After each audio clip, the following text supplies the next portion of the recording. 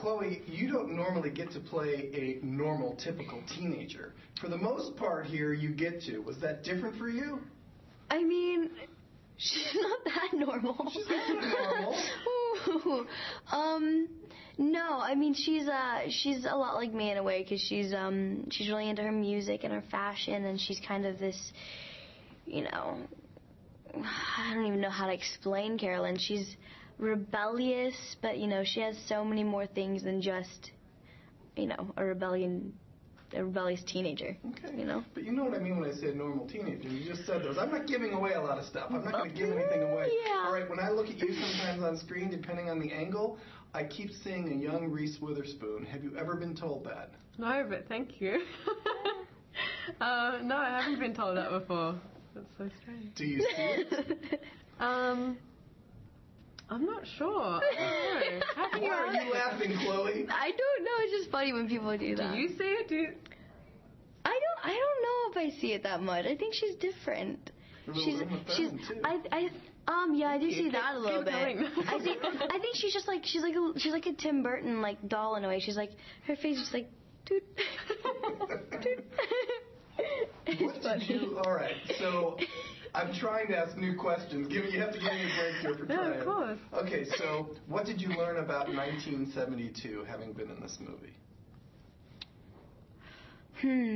It was cool. I mean, I guess just being able to live in it. To being able to kind of like marinate in the 70s. I mean, there was a lot about the music and the fashion that we had contact with.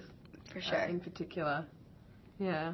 And some of the language. Yeah, it was fun. Psychedelic. Yeah. It's interesting. Was it a nice moment in the film when the original stars appeared on the set?